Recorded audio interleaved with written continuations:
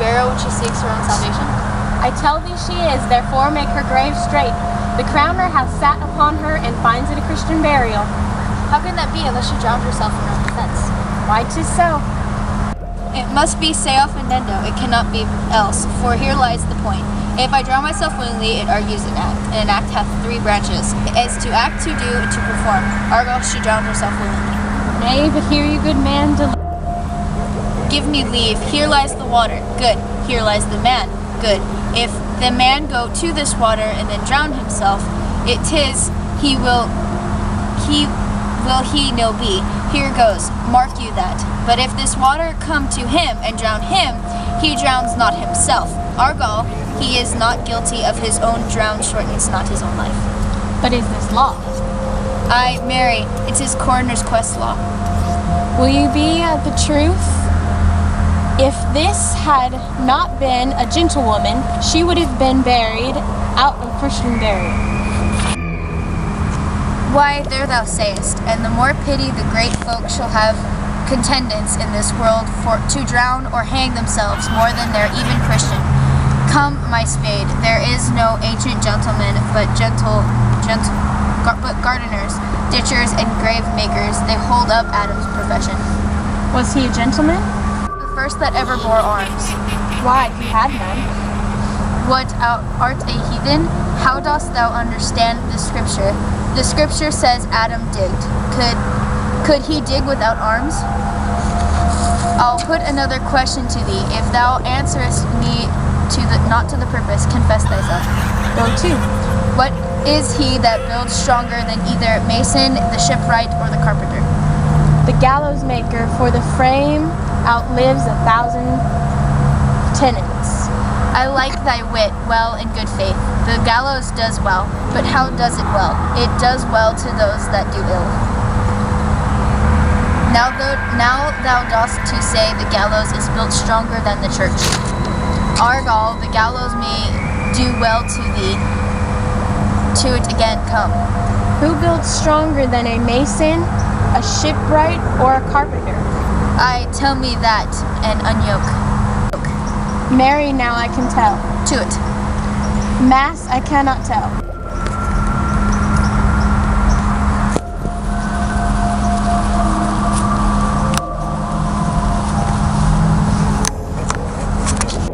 Cudgel thy brains no more about it, for your dull ass will not mend his peace with beating. And then you are asked thy question next, and say, a grave maker, the houses that make last till doomsday. Go get thee in, fetch me a stoop of liquor.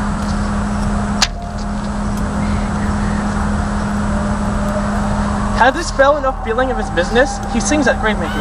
Custom hath made it in him a property of easiness. 'Tis e'en so, the little hand of employment hath the daintier sense. That skull had a tongue in it, and could sing once. How the knave jolted to the ground, as if it were Cain's jawbone that did the first murder. It might be the pate of a politician, which this ass know or reach, one that might circumvent God, might it not? It might, my lord. Or of a courtier, which could say, Good morrow, sweet lord, how dost thou, good lord? This might be my lord, such a ones that praise my lord, such ones horse which he meant to beg it, might it not? Aye, my lord. Why, e'en so. And now my lady worms, chapless and knocked about the mazard with the sexton spade. Here's fine revolution, and we had the trick to see it. Did these bones cost no more the breeding but to play at loggers with them? Mine ache to think on it. There's another. Why might not that be a skull of a lawyer? Where be his quiddities now? Where his quiddities, his cases, his tenures, and his tricks? Why does he suffer this rude knave now to knock him about the scone with the dirty shovel, and will not tell him of his action of battery? This fellow might be in its time a great buyer of land, with his statues, his recognitions, his fines, his double vouchers, his recoveries.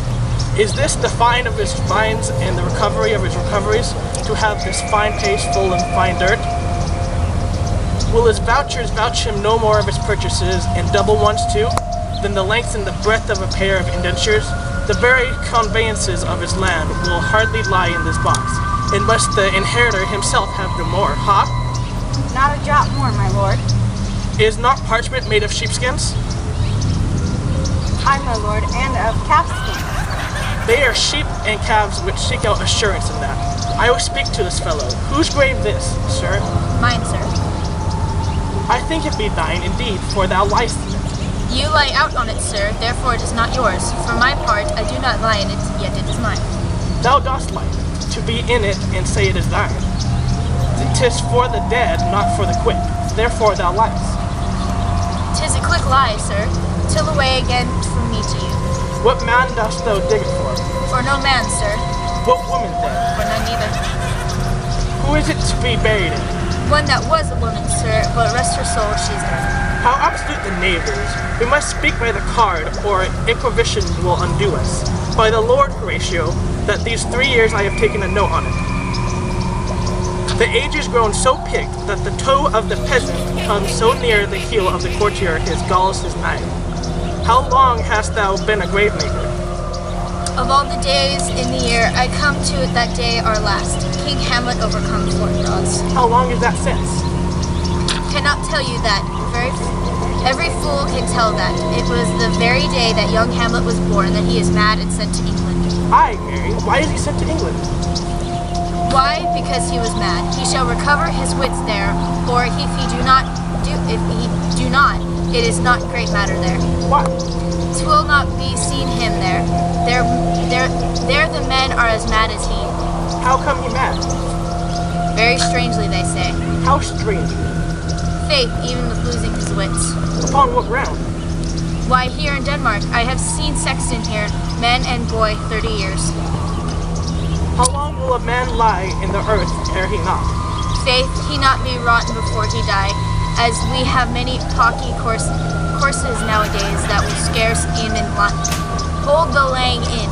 He will last you some 8 or 9 year. A tanner will last you 9 year. Why he more than another? Why, sir, his hide so tanned with his trade that he will keep out water a great while, and your water is a sore decayer of your worse and dead body.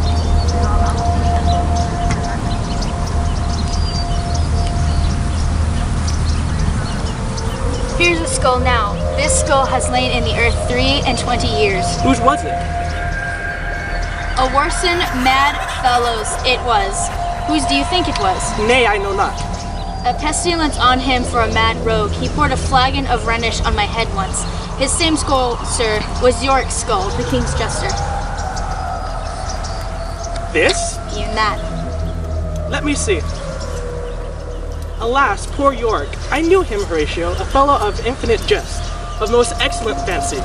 He hath borne me on his back 1,000 times, and now, how abhorred in my imagination it is, my gorge rises at it. Here hung those lips that I have kissed, I know not oft. Where be your jibes now, your gambols, your songs, your flashes of merriment that were wont to see the table on a roar? Not one now to mock your own grinning, quite chapfallen. Now get you to my lady's chamber and tell her, let her paint an inch thick, to his favor she must come. Make her laugh at that. Prithee, Horatio, tell me one thing. What's that, my lord? Dost thou think Alexander locked over the fashion in the earth? Even so, my lord. And smelt so? Pah! Even so, my lord. To what base uses we may return, Horatio? Why may not imagination trace the noble dust of Alexander till he find it stopping a bungle? 'Twere to consider too curiously to consider so. No faith, not a jot. But to follow him thither with modesty enough, and likelihood to lead it, as thus. Alexander died, Alexander was buried, Alexander returneth to dust, the dust is earth, of earth we make him loam. And why of that loam, whereto he was converted, might they not stop a beer barrel? Imperious Caesar, dead and turned to clay, might stop a hole to keep the wind away. Oh, that the earth which kept the world in awe should put a wall to expel the winter's flaw, but soft a while.